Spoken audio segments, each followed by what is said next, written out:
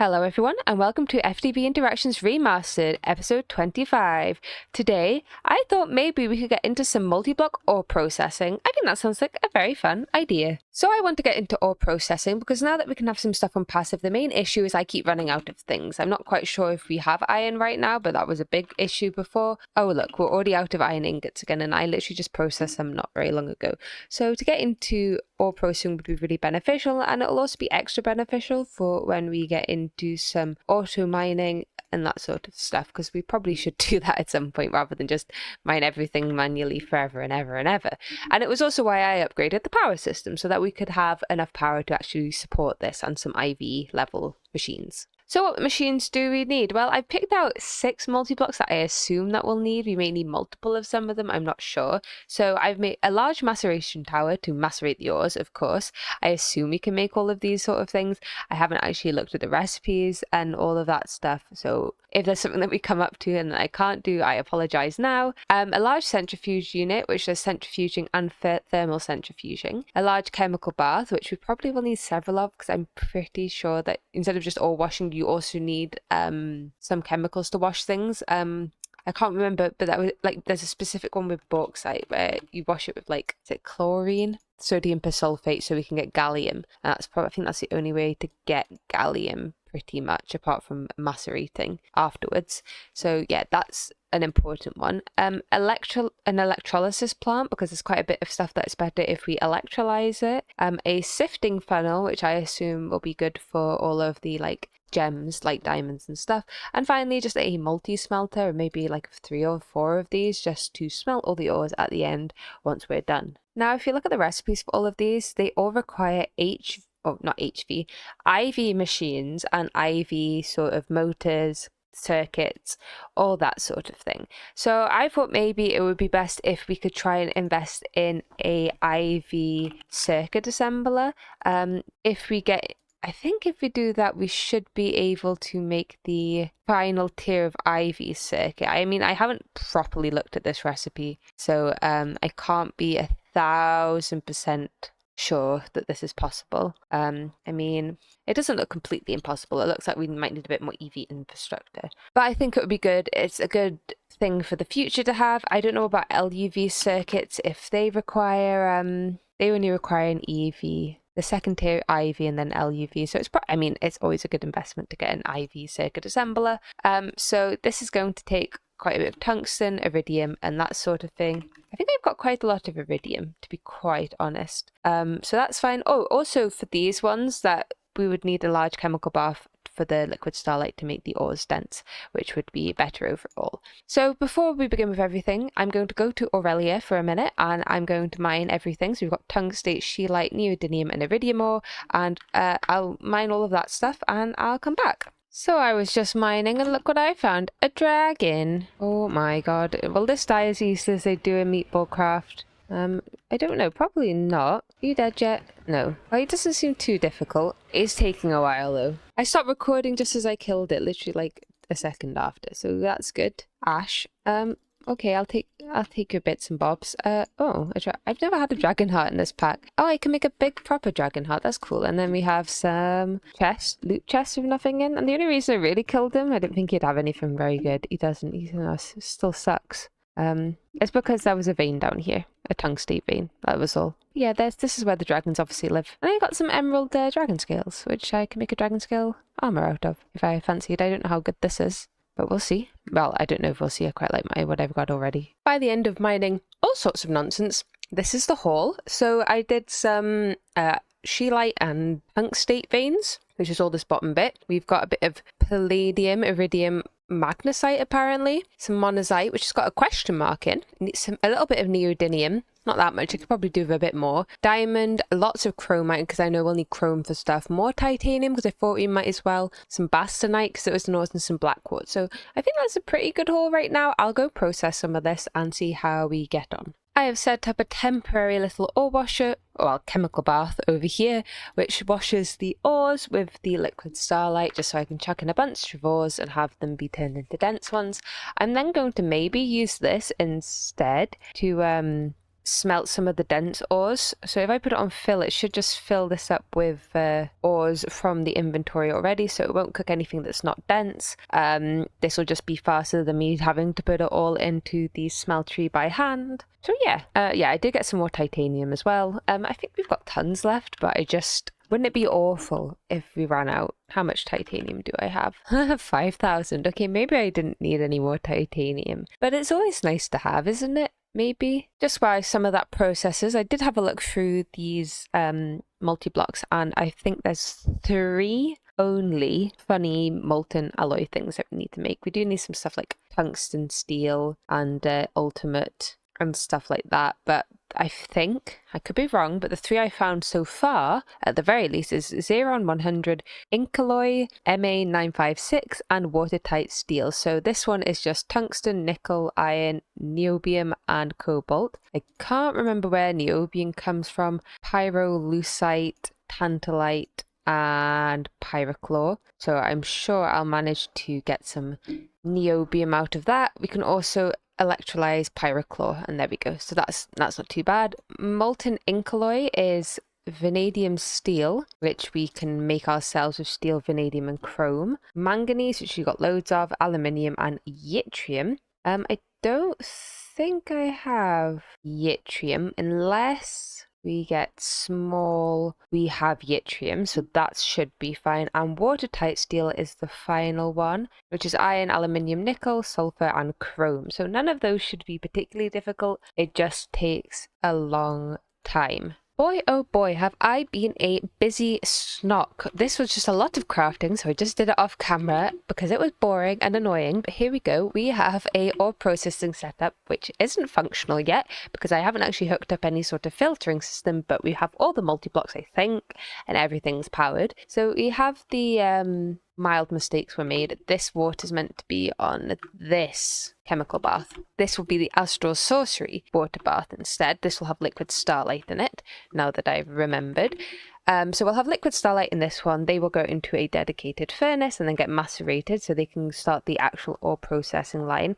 The outputs, all the crushed outputs, will have 3 different ore baths to go into, or chemical baths. We have this one for mercury, which we haven't really automated the mercury. I've just dumped some in it, so that's good.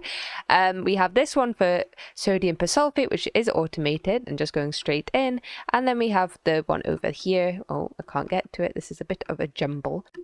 This one's for water. We have a large centrifuge unit for thermal centrifuging everything. I did just make one. We might have needed another, but I don't care. The sifting machine for gems. We have an electrolyzer for other outputs. We have another macerator here for after it's been thermal centrifuged.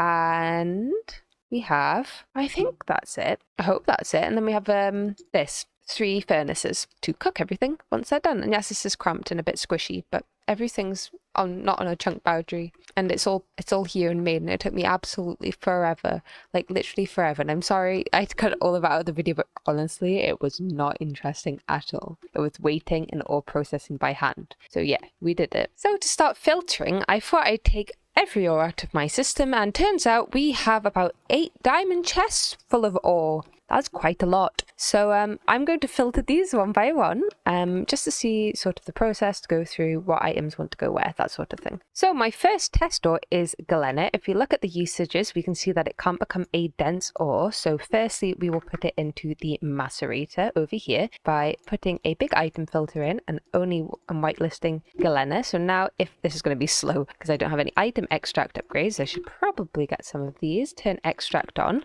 It's extracting. To think if I whitelisted it for not... strange. Okie dokie, I did put a placeholder graphite in there because I know that one does actually get mixed. But anyway, so we have the galena. It goes into here, and wherever I've put the output bus, here, we get stone dust, sulfur, and crushed galena. Oh, I forgot we were going to be getting... byproducts, oddly enough, since I did do this for byproducts. Over here, I've just added an ender chest with the 3 white ender chest as a thing to put the outputs in so that we can take it straight back to our AE system. We are going to ore wash the galena to get stone dust and more sulfur. I was going to centrifuge the stone dust, but this is actually a thermal centrifuge, and I didn't realize that you could only have one mode at a time, so we'll need to make another one of these. The purified galena is going to go into the thermal centrifuge, which will produce us a bit of silver dust and some centrifuged galena ore. The centrifuged galena will go into this macerator, which will produce us more silver dust and more galena. And then the silver and galena dust, which I will also connect upwards because we have some silver from other outputs, will then, whoops, that shouldn't go in there, will then go into a multi-smelter to be cooked up. And then we should have our ingot output, which is exactly what we want. Let's have a check. Ta-da! Ingots. And then that can go back into our ender chest. So that's our first ore sorted out. So we can grab any galena from the chest. I think there's tons of the stuff. Oh, I was looking at galena dust. No wonder I couldn't see half of it. But yes, we've got tons of galena, which you can now process entirely automatically, which is very nice. I'm going to continue to do this for all the ores. I will make a mention if anything actually interesting occurs, but if not, I'll see you when it's done. The next one that's a little bit different is the air-infused gem ore. This will be taken to be macerated first off. This will then become crushed, which will get washed into purified air-infused dust and also some extra air dust. The air dust will just go into the ender chest, but the purified version will go all the way over here into the sifter. Purified air. This will be sifted into several things. Including gems, etc, etc, but lots of different things. And because there's such a variety of things, I have just put another ender chest here to take the outputs instead of adding them all to the filter. I am leaving this sort of purified dust alone. I could centrifuge it or wash it again. Don't know if it's really worth it. We'll see. I might change it up if this becomes annoying to have all these purified piles of stuff hanging about, but if not, I'll just leave it. We have our first ore washing with liquid starlight ore, and that is apatite. So that's nice and easy. We just filter it from out of here into this chest, and all ones that get star washed also need to be cooked. So it immediately goes straight into a furnace, which is flickering lovely. It's very fast. Oh, it can do 64 parallels at a time. Well, that's good if this was faster. So we'll have to deal with that flickering. And then it produces our native apatite ore clusters, which are then pulverized in here. So that bit actually doesn't need very much filtering. Apatite is another sifter one, so I'll just set that up as before. Right now the macerator is a bit slow, but in the future we will get some of these parallel control hatches, which will make it so that we can parallelize things. But to start with, we will need an LUV circuit, which is an EV circuit assembler, which I have made. We could make this, to be quite honest. I could probably make some LUV circuits. I think I've got enough IV left. I'm not sure. Potential. For bastnite, it has a bit of a funny last step. So the process I'm going for gets us a bit of neodymium and also some rare earth, mainly because this just seemed like a fine sort of way to do things. We could get a bit more neodymium if we did it this way, but it's also nice to have the rare earth so we can get everything. So we might change this up when we finally get a centrifuge. Forgot all about that, but whatever. So basically the last thing as well is the dust. Now this dust, instead of being stored, we're going to electrolyze it to get a bit of fluorine, a bit of oxygen, some carbon and some cerium. I don't think cerium really does anything though, so I don't really think that's going to be of much use, but whatever. Maybe molten cerium does something. Maybe it's liquid cell. Does this do anything? Oh yes, this is using a fusion reactor. So that is good actually. It makes this liquid plutonium. So that's fine. We will electrolyze that. To test this a bit better, I'm actually just going to run one ore through it and then put the ones that I've already filtered into some separate chests, and then we can put them all through at the end because everything was blocked full of galena, surprisingly. Maybe I should actually do just like 16 or something. That's probably a better idea. Here is another slightly different one. We are getting crushed bauxite, and instead of just cooking it and making aluminium or whatever, we wash it with sodium persulfate, which we're already making, and this will give us a high chance of getting gallium, which is useful for making silicon wafers, among other things. Gallium arsenide specifically, indium gallium phosphide, and vanadium gallium. So these are all very useful things, so it's nice that we now have a supply of gallium. So after I made the ore processing system, I went on holiday for a week and played a lot of Reclamation before that, so I would have videos for you all. But we are back with a bit of interactions now in the same video, literally seconds after you saw the ore processing, and we've upped our production a little bit. I have more titanium boilers so that we can actually have a net positive on steam. We've also made some actually additional fluid lasers just to make sure all of this is as fast as possible to extract steam, etc. And we have all 4 turbines up and running with IV battery buffers and some stellar alloy cable, which has replaced the potent pipes. So this should all be running well. I thought it would be better since now we are trying to get into bigger sets of power to have a cable. I'm not quite sure what I'm going to do when we increase our power dynamic, but we'll see, I suppose. But yeah, we have now power. We've got 16 amps of IV cutting about the base, which is pretty nice. So yeah, next plan is to make a lot of circuits pretty much.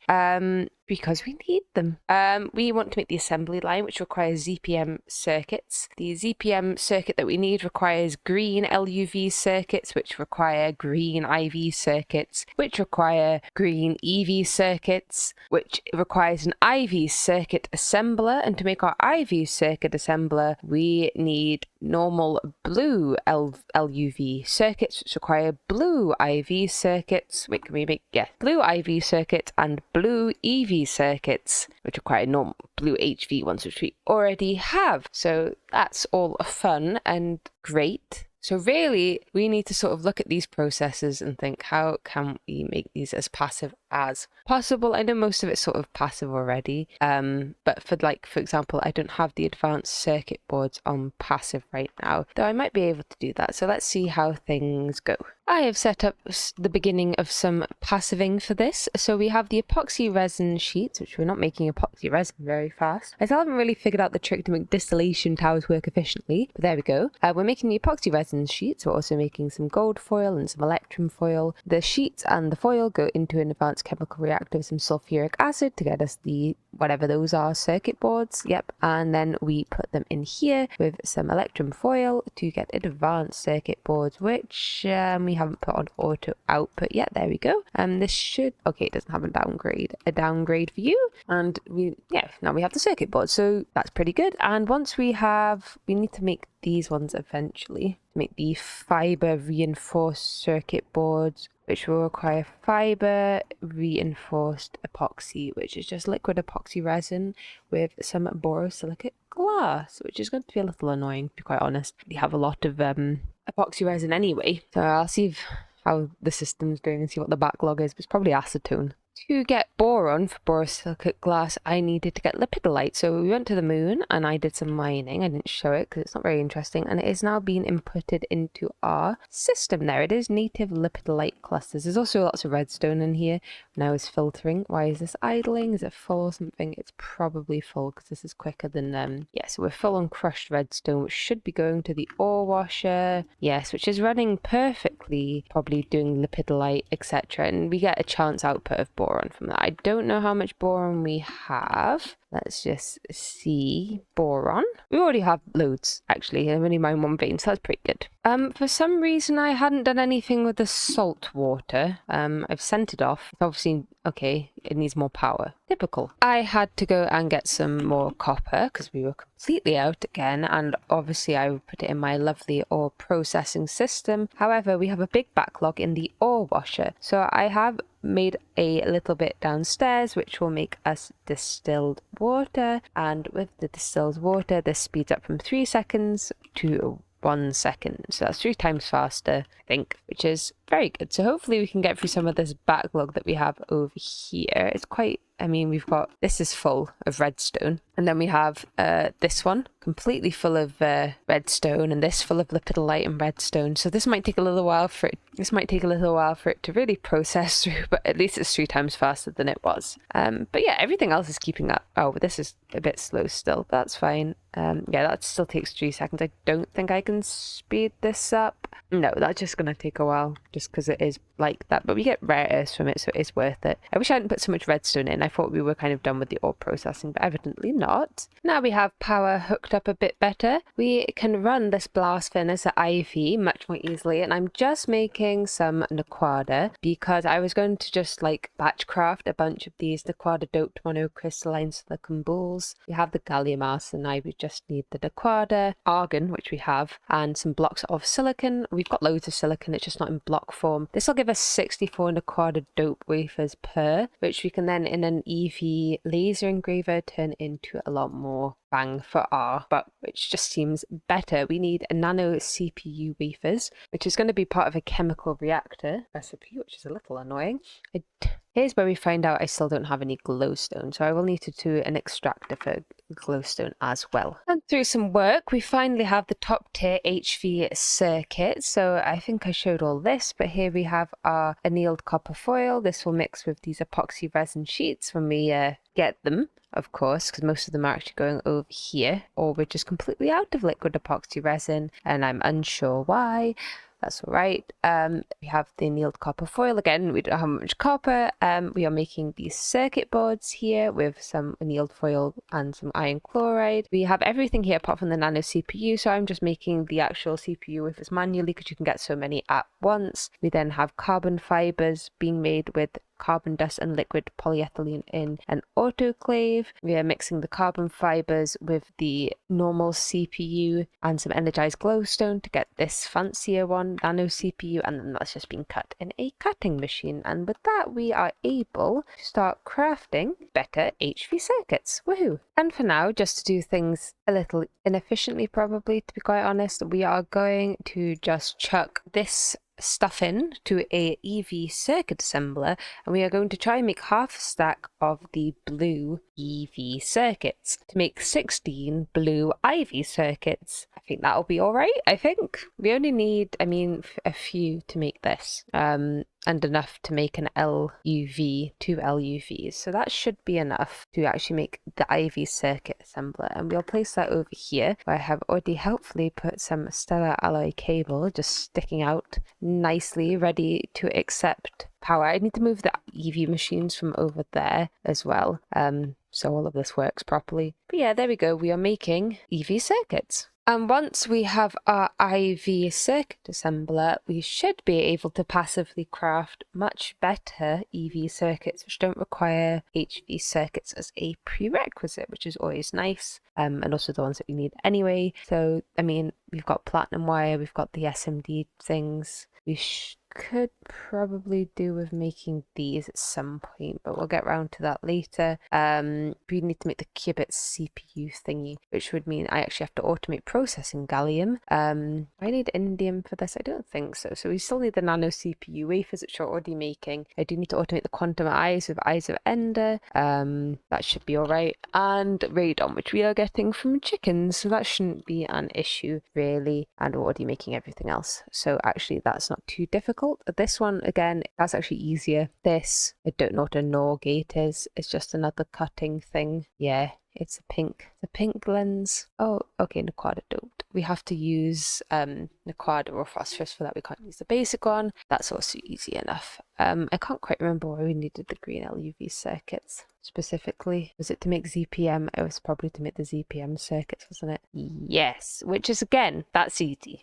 I like that for the circuits. Okay, there's quite a few that are difficult, like components that are difficult, but once you start making the SMD stuff, or eventually the advanced ones, it's all fairly simple. I've just quickly made an extra vacuum freezer because we're making helium, but we actually need liquid helium to be able to cool down things like Naquada. So this is just cooling down helium. It doesn't have a buffer because I couldn't get it to fit in a super tank, but there we go. And yeah, let's fix some of the walls and floors. I think I've kind of given up on making this base look nice. Everything's a complete and utter mess, if you will, but it's fine as long as it's working. So yeah, now we can have actual Naquada. Woohoo! I think that's actually our first Naquada Stargate material. Woohoo! And mildly surprisingly, we can actually make 2 Naquada monocrystalline silicon balls, which when cut in the EV cutting saw will give us a 64 Naquada dope wafers. So that's 2 stacks of Naquada dope wafers.